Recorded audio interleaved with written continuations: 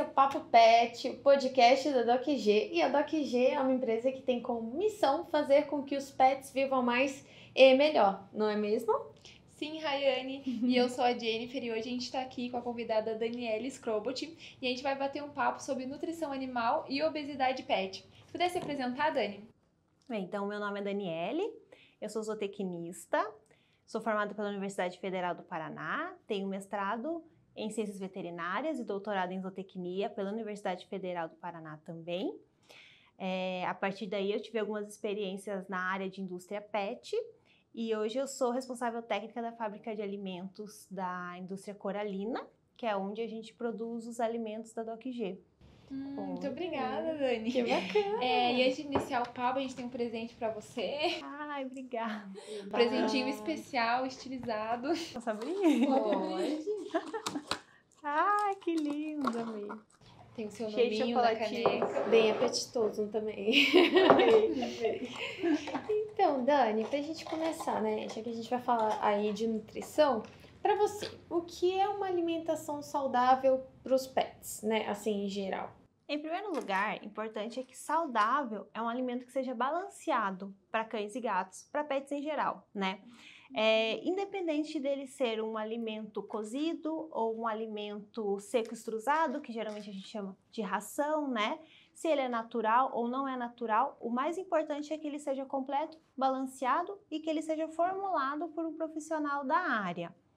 E também, entrando nessa parte da saúde, é muito importante, nesse caso tem mais a ver com o tutor, a gente vê o quanto que esse pet vai consumir desse alimento por dia, né? Seja alimento completo, combinado com petisco ou algum outro alimento que ele possa consumir. O quanto ele vai consumir por dia é muito importante para no final a gente de alguma forma poder qualificar o quão saudável esse pet pode ter a partir da alimentação.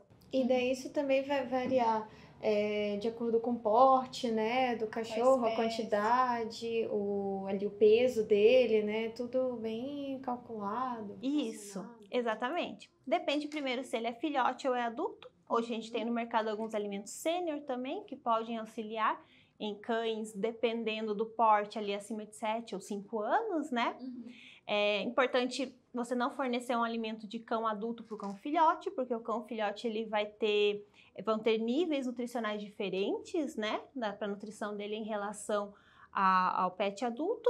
Em relação ao peso também vai ter uma quantidade que vai ser fornecida diariamente. Alimentos comerciais isso vai estar identificado na embalagem, então é sempre importante o tutor ele identificar e se adequar em relação a isso, né? Para que o pet aí não fique com sobrepeso. E até subnutrido também, né? Ou subnutrido, exatamente. E quem formula isso e prepara isso é um nutricionista pet. E como que ele atua? Então, um nutricionista pet, ele pode ser tanto um zootecnista quanto um médico veterinário. E ele pode atuar tanto na indústria, né, formulando esses alimentos comerciais, ou ele pode atuar diretamente com o tutor, vendo a questão de fornecimento de quantidade, seja uma ração ou seja um alimento cozido. Então ele atua nessa questão, formulando os alimentos, calculando a quantidade adequada para o pet, o que ele pode consumir, o que ele não pode. Às vezes, relacionados a alguma doença metabólica, a gente pode fazer algumas pequenas alterações também na dieta desses pets para eles terem maior qualidade de vida. Então, de forma geral, o nutricionista pet atua dessa forma.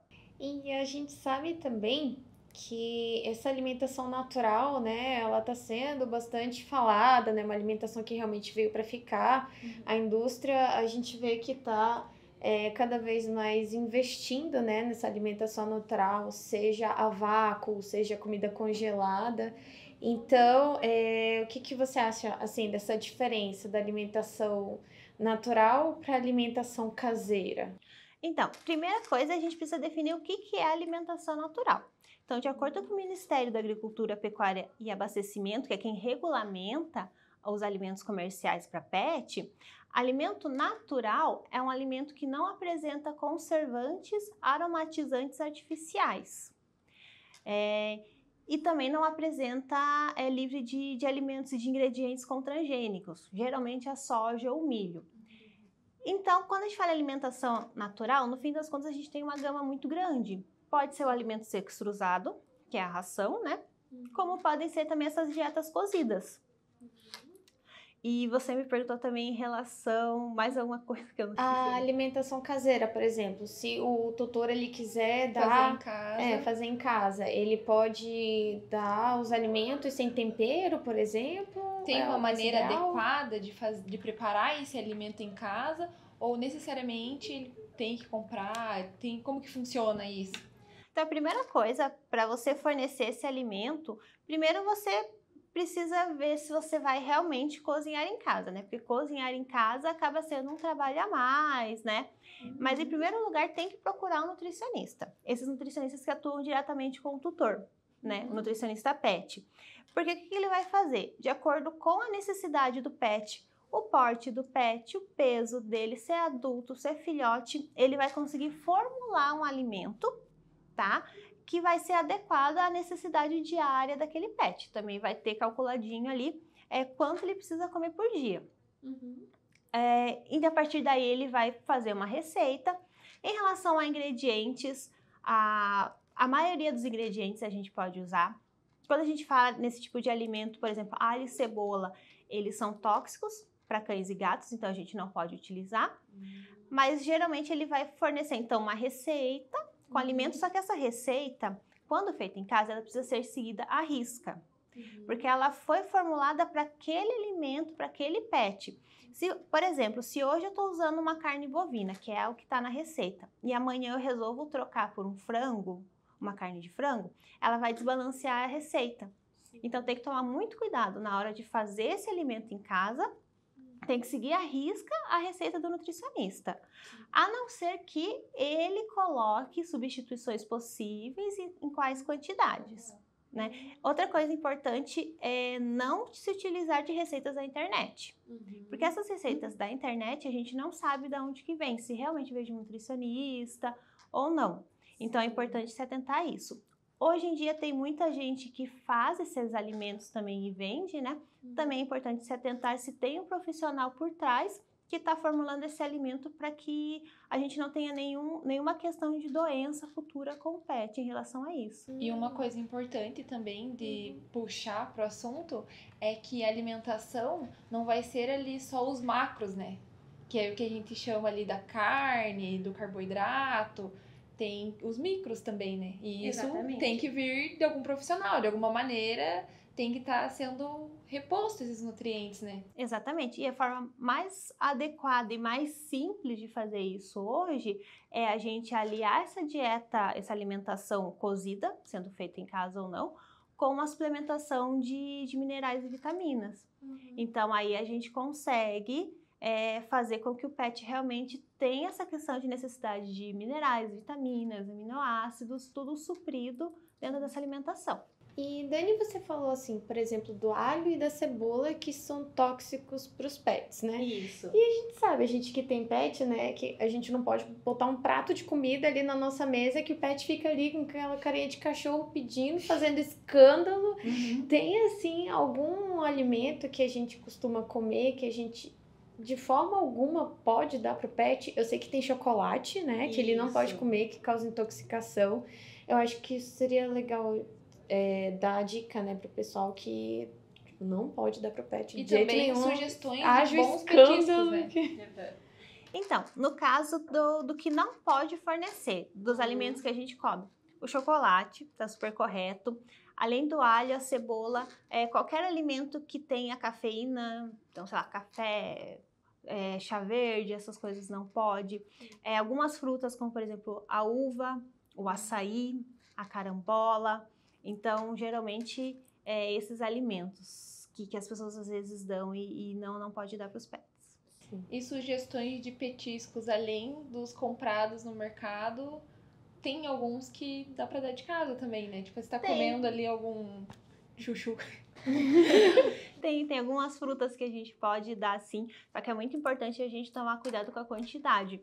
Não é porque pode que a gente vai dar muito durante o dia, porque daí pode dar a questão do pet engordar, né? Então, a maçã, a banana, melancia, melão, a maioria das frutas, fora as que eu citei que não pode, a gente pode fornecer uma pequena quantidade diária para ele, sim. E essas frutas acabam contendo muito açúcar, né? O que pode, né, causar ali. Pela questão mais de caloria mesmo, né? A gente não pode dar numa quantidade muito grande.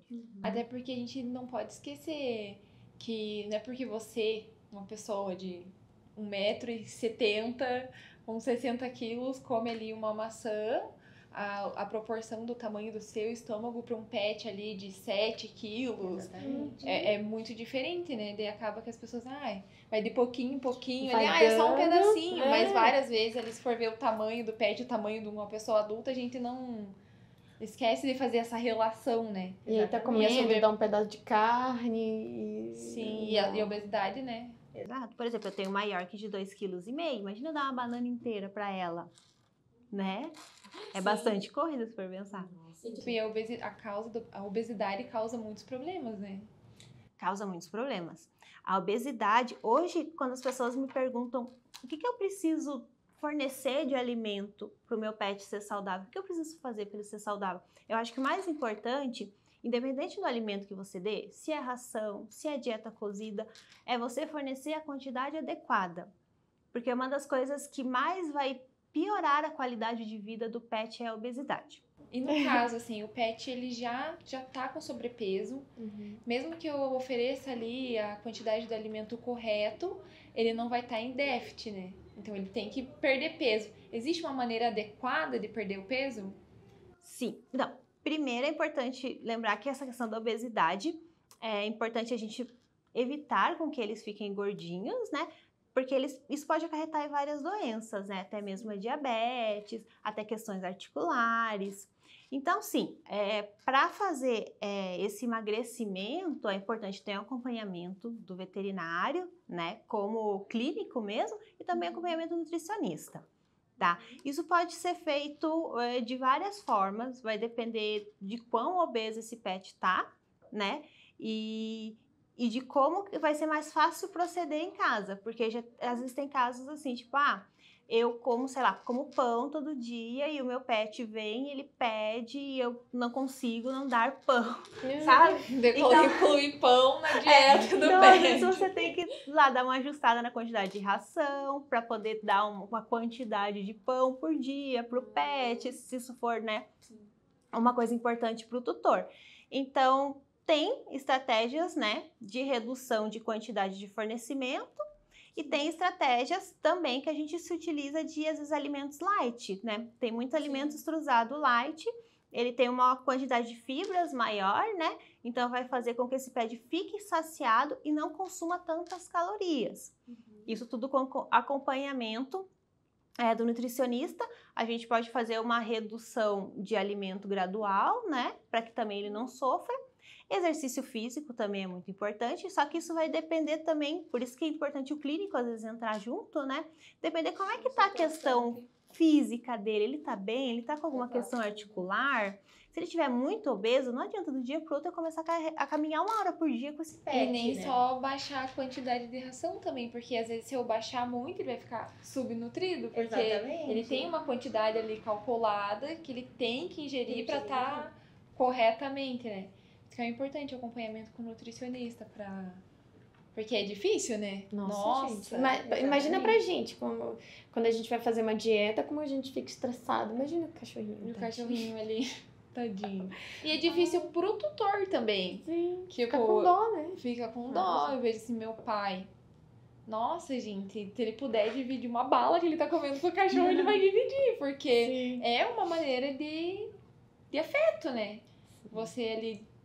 Sim, é uma maneira de afeto, mas acho que é importante, acho que às vezes acaba faltando, né, em alguns tutores, é que assim, é muito mais, você tá dando muito mais amor para ele quando você tá controlando a alimentação dele, sabe, do que quando você tá dando tudo que ele pede, né, porque ele sempre vai pedir, principalmente os cães, né. Os cães sempre vão olhar pra gente com aquela cara, querendo sempre, tudo que você tiver na mão eles vão querer, né? Aquela carinha ainda. Não, Ele e o fica meu desesperado. gato é tipo cão, assim, o Joaquim. Tudo ele tá, o que você tá comendo aí? Vou querer também. E quer, e é aquele gato que... E o irmão dele, não. Uhum. Já ele, É de boas. de boa, assim, nem vai, cheira. Mas eu tenho um gato que é igual ao cachorro, que gosta de experimentar, às vezes nem quer comer, mas quer estar em cima. Então vai muito do bicho, né? Tem bicho que é esganipado mesmo. E com essa... Você falou da ingestão de fibras, né? Por exemplo. A gente sabe que quando a gente é humano, quanto mais fibra a gente come, mais água a gente tem que tomar, né? E pro cachorro segue a mesma linha, certo? Sim, Ou no não caso do necessariamente? cão e do gato, a gente não consegue, às vezes, mensurar a quantidade de água que ele toma por dia. Então, o mais importante é deixar a água o tempo todo disponível para ele, e sempre água fresca, e sempre o potinho muito bem limpo, né? Então, a partir daí, ele consegue regular o consumo de água dele conforme a alimentação dele também. Até porque a água é extremamente importante pra Sim. nutrição, né? Isso. Quando a gente fala de cães, né? Gatos a gente sabe que tem aquelas peculiaridades, aquela questão de que eles não gostam de digerir água, porque na natureza eles digeriam água na carne das presas, né? Então, às vezes a gente tem que ter algumas estratégias, como aquelas fontes de água, às vezes deixar a torneira ligada. Quando eu tinha gata, era assim também. Minha gata tinha que deixar a torneira ligada o dia inteiro, daí ela ia lá e ingerir água, daí tem que ficar mais de olho. Agora, o cão consegue fazer isso de uma forma mais tranquila, essa questão de gestão de água. E em relação à alimentação, por exemplo, né? A gente quer tentar uma dieta diferente. Por exemplo, existe uma dieta vegetariana para pets ou não? Olha, dieta vegetariana É possível. para cães é super possível. Eu tenho a minha professora da universidade, que já participou do podcast, a professora Nanda, ela sempre falava pra gente que o pet precisa, o cão e o gato, não é um ingrediente, é um nutriente. Então, ele não precisa necessariamente, principalmente quando a gente fala de cães, não precisa necessariamente ter uma fonte de origem animal no alimento. Seja uma farinha de vísceras, ou quando a gente está falando de carne mesmo. O que ele precisa é dos aminoácidos, é da proteína que está ali. Então, pode ser tanto de origem animal quanto de origem vegetal. Então, quando a gente fala de gatos, de cães, a gente consegue suprir essa necessidade deles, né? Seja de proteínas, de aminoácidos, com um alimento vegetariano, tá? No caso de gatos, a questão é um pouquinho mais difícil. Os gatos sempre são muito específicos na parte nutricional, muito mais que os cães. Então, a gente tem alguns nutrientes que são mais complicados. Por exemplo, os gatos, eles precisam... Primeiro, é importante a gente entender que existem os nutrientes que são essenciais e não essenciais, né? Por exemplo, aminoácidos essenciais, que vêm das proteínas. São aminoácidos que o cão e que o gato, eles não conseguem produzir dentro do corpo deles, por isso tem que vir da dieta, tá? No caso dos gatos, tem a arginina e a taurina, que vem basicamente de fontes animais, que eles precisam dessa necessidade, eles precisam ingerir isso. No caso dos cães, não, porque eles conseguem sintetizar esses aminoácidos a partir de outros aminoácidos, tá? E também tem a questão da vitamina A. A vitamina A nos cães, a gente consegue obter a partir do beta-caroteno, que pode vir de origens vegetais. No caso dos gatos, não. Essa vitamina A, ela tem que ser livre, ele tem que consumir ela livre, para daí ele poder metabolizar e ter esse nutriente dentro do organismo dele, tá? Além disso, tem também um ácido graxo, que é uma gordura, chamado de ácido araquidônico. Esse ácido araquidônico também só vem de origem animal, principalmente o óleo de frango. É muito comum a gente se utilizar. O que acontece? Quando a gente fala de arginina, de taurina e de vitamina A, a gente pode ter esses nutrientes de forma sintética. Então, ok, a gente pode fazer uma dieta vegetariana para os gatos e suplementar. Quando a gente fala de ácido araquidônico, é mais complicado. Por isso que dizem que para gatos a dieta vegetariana é mais complicada. Algumas pessoas dizem que a gente pode usar óleo de borragem, nesse caso. Mas ainda não se tem certeza se ele vai conseguir metabolizar esse óleo de borragem e fazer com que dentro do organismo dele isso vire um ácido araquidônico. Então, hoje a gente não está muito certo dessa dieta vegetariana para gatos, mas para cães é possível. É possível, né? E eles podem usar, por exemplo, suplemento, né, para dieta, no caso de algum nutriente que esteja em falta? Sim, eles podem se utilizar de suplementos, seja por alguma deficiência nutricional ou às vezes para você ter um aporte maior nutricional, a gente pode se utilizar de suplementos sim. Aí é importante você olhar com o profissional, né? Por que está tendo essa falta, se realmente existe essa falta, para daí a gente fazer a suplementação. E assim, Dani, uma coisa que me veio na cabeça. Eu tô alimentando o meu cão com X alimento. E daí nossa, ele parou de aceitar, ou sei lá, saiu de linha, ou não tô mais encontrando, ou tipo, nossa, precisei trocar. Eu sei que é importante e tem uma maneira correta de fazer essa troca. E se você puder explicar melhor isso, porque eu acho importante trazer isso, porque faz parte da nutrição do pet, né? Isso. Sim. Primeira coisa, você falou até da questão mais ou menos assim que de pet enjoar da ração ou do alimento. Primeiro que cão e gato, eles não enjoam do alimento, isso é um mito. Seja o alimento que eles comem. O que acontece? Quando o alimento é uma grande novidade para eles ficam muito animados. Então, eles comem mais. Isso acontece muito quando o tutor fornece o alimento à vontade, principalmente, né? Então, eles comem um pouco mais, porque é novidade, nossa, que legal. E depois, quando é mais uma novidade, eles começam a regular o consumo. Eles mesmos têm essa capacidade de regular. Depende do pet. Quando a gente fala de beagles e labradores, por exemplo, é muito difícil eles regularem, porque eles são bem desregulados nessa questão alimentar. Eles gostam de comer bastante. Mas, por exemplo, a minha cachorrinha, que é uma York, que já não é muito assim afim de comer, dá pra ver que quando a gente começa a dar um alimento novo, ela ama. Depois ela começa a comer um pouco menos. Significa que ela simplesmente regulou o consumo e agora ela tá comendo o necessário para ela. Então, e os tutores às vezes têm essa questão de achar, nossa, ela não gosta mais da ração, ou ela enjoou porque ela não come tanto quanto antes. É simplesmente porque não é mais novidade. E a questão da troca de alimento, é muito importante que ela seja feita de forma gradual, né? Isso geralmente tem na embalagem dos alimentos, especificando. Então, você sempre começa com mais ou menos ali 75% do alimento que ele já consumia, 25% do outro, aí de forma gradual ali entre 3 e 5 dias, você vai aumentando a quantidade do alimento novo e diminuindo o do alimento antigo. Aí isso você vai ver muito conforme o alimento e conforme o que está descrito na embalagem, mas é importante que seja feito de forma gradual para evitar episódios de diarreia, de algum desconforto intestinal nos cães e gatos. Sim, até porque tu vai ingerir alguma coisa nova, né? Exatamente. O teu organismo não vai estar acostumado, às vezes está ali comendo há muito tempo. Pode dar daí a pessoa vai falar, ai, o problema é do alimento, o alimento está estragado, o alimento é ruim. Exatamente. Principalmente quando às vezes o pet está trocando de um alimento mais básico, mais standard. Agora eu tô, sei lá, recebi um aumento no trabalho, agora eu vou começar a dar um alimento super premium. Aí, quando se faz essa troca, principalmente de alimento mais básico, para com um aporte maior de proteína e de gordura, é muito importante que seja feita essa troca gradual. Eu lembrei alguma coisa que é importante também. Qual é a diferença do alimento para o animal castrado e não castrado?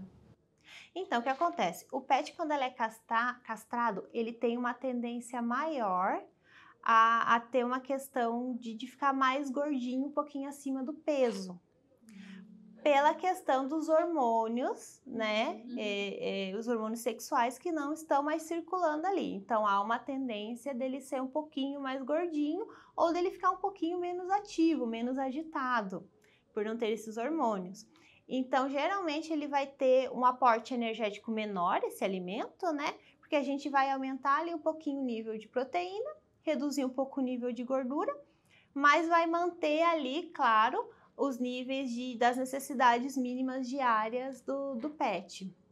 E quando você vai começar a formular, você recebeu lá o pessoal do desenvolvimento, chega lá e fala, Dani, a gente tá precisando de um alimento assim, assim, assado, e te passa lá, só é pra cão filhote. Como que você dá o start? Tipo assim, a partir disso, esses são os níveis mínimos disso e disso. Como que você começa a formular? Tipo?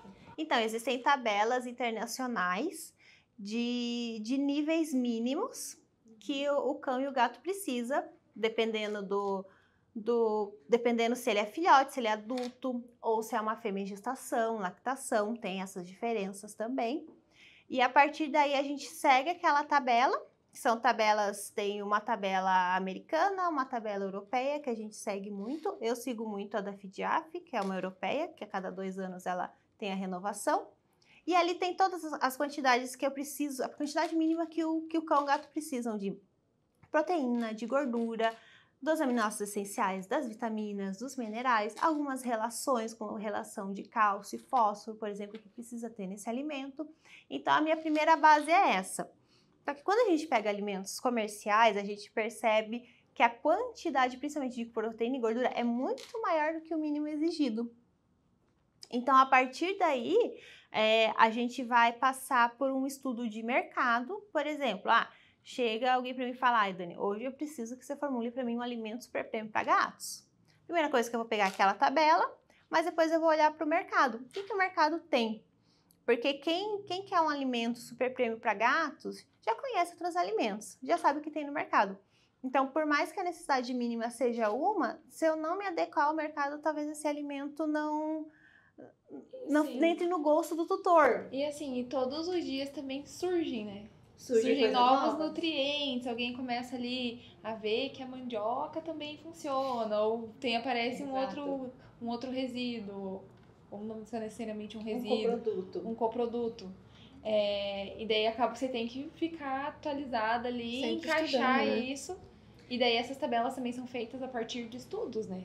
Exatamente, são feitas a partir de estudos, com a questão da necessidade do pet. E são feitos estudos, principalmente, também focado muito no alimento completo extrusado, né?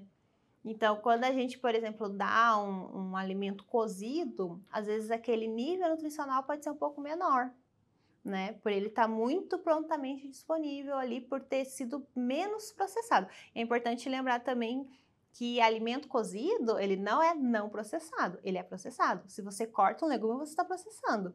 Se você cozinha, você também processa. Mas ele passa por menos processos que um alimento extrusado, né? Que uma ração. Então, tem essa diferença também, a gente utiliza essa tabela para alimentos extrusados, porque daí a gente tem certeza que vai ter ali a quantidade necessária para o pet. Bacana. Muito bom. A gente tem mais alguma questão? Eu acho que para finalizar, acho que seria bacana você dizer assim, o que é um alimento ruim? Qual é o pior alimento? E qual é o melhor alimento? Olha, todo alimento completo e balanceado, ele vai suprir todas as necessidades do pet. Então, seja desde o alimento standard até o alimento super premium. O que uma professora minha falava também em relação a esses alimentos é que, assim, o alimento standard, por exemplo, é um Fusquinha e o super premium é uma Ferrari. Se você precisa ir ao médico de Fusquinha, você vai chegar no Fusquinha, com o Fusquinha, né? Assim como você também vai chegar com a Ferrari. Sim. Só que a Ferrari vai ser mais legal, né? A Ferrari, ela tem mais itens, ela tem mais coisas para você aproveitar. E essa é a diferença entre o alimento standard e o super premium. O alimento standard, ele vai fazer com que o pet tenha as necessidades dele atendida, mas o super premium, ele vai ter ali alguns aditivos funcionais que vão ajudar a algumas questões que vão dar mais qualidade de vida para o pet. E daí ele acaba tendo mais longevidade também. Exatamente, porque vai ter ali um aditivo interessante para a função intestinal, às vezes até alguma coisa que é interessante, não tanto para ele, mas é interessante para o tutor, por exemplo, a redução do odor de fezes. Para o pet, tanto faz, mas para o tutor é legal. Sim, né? Tanto que tem, né? Para ambientes internos, ambientes externos. Então, a diferença é essa. Alimento ruim para o pet é alimento que não é completo e balanceado, alimento que não passou pela formulação de um profissional. Receitas na internet, né? Não sigam receitas na internet. Que a gente... Restos de alimentos. Restos de alimentos, que era uma coisa muito comum nos anos 90, né? No início dos anos 90, principalmente. Hoje a gente sabe que não é bom para eles. Casca de Alimento batata mal. a gente pode dar? Será? quê? Casca de batata, por exemplo. Tá descascando ali uma batata. Então, eu já não dei pra aconselho. Eita, nós. Assim, se for cozida, eu acho que até é melhor, mas crua eu não sei se não pode liberar algum tipo de toxina, não sei. Mas se for Sei. cozida, eu acho que dá. Mas crua, Tem acho que é melhor. batata cozida, né, nos alimentos. Então, batata cozida. E é importante também, além de oferecer, de dar o alimento correto, na quantidade correta, Exato. armazenado de forma correta. Exatamente. Tem Armazenamento é uma coisa muito, muito complexa, assim, na questão de que o doutor entender que a ração, ela é um alimento, né? Assim como o nosso alimento. A gente não guarda o nosso alimento junto com um produto de limpeza, por exemplo, né? E nem deixa o teu prato de almoço ali aberto o É, dia inteiro isso que eu ia falar. ali. Isso, exatamente. Deixar o saco de ração lá aberto. Até uma bolacha nossa. recheada ali que você vai comer, que fica Fica exposta, mole. fica mole, fica sem graça. Daí vai falar, ai, meu cachorro não tá mais comendo. Exatamente. Vai estar lá o pote o dia inteiro. Ou ninguém come, não lava o seu prato e come de novo em cima, né? Sim. A gente vai lá, lava. Então, lavar o pote é importante. O melhor local de armazenar a ração, ou seja, o alimento, né? Daí vai depender, o alimento cozido tem que ser na geladeira e tal. Mas a ração é onde a gente armazena os nossos alimentos, onde a gente armazena arroz, feijão, né? Tem que ser dentro da embalagem, principalmente os alimentos super premium, que são alimentos que têm uma embalagem muito boa, própria para conservação do alimento. Ou às vezes é um alimento mais standard, às vezes dentro de um pote, a gente pode um pote fechado, a gente pode guardar. É importante que esse pote não seja transparente. Também essa questão da incidência de luz pode atrapalhar a questão do alimento. Sempre lavar o potinho do pet, de água de ração, é bem importante. Esclarecemos várias dúvidas aqui com a Dani hoje. Muito obrigada, viu, falando nisso, pela sua presença, por todo o seu conhecimento aqui que você compartilhou com a gente, com os ouvintes. Agradecer a todo mundo aí que está acompanhando a gente também. E como vocês sabem, né, a gente está sempre trazendo uma galera super interessante aqui, bem inteligente, com vários assuntos também, para, né, esclarecer várias dúvidas que a gente sempre vai ter, né? E se tiverem mais dúvidas também, manda mensagem, Isso entre aí. em contato com a gente. Comenta aí comenta. no YouTube. No Spotify não dá pra comentar, mas no YouTube dá pra deixar lá a dúvida, vai que... E as nossas redes sociais também, né? Sim, segue a gente lá no Spotify, a gente tá com Papo Pet. E no YouTube é DocG Authentic Pet, tá? Daí tem uma parte lá do nosso Papo Pet. Muito obrigada, gente. Até a próxima. Fiquem ligados. Isso aí. Que vai ter muita novidade aí. E muito obrigada, Dani, por ter aceitado o convite, por ter vindo. E é isso. Tchau, gente. Tchau, gente.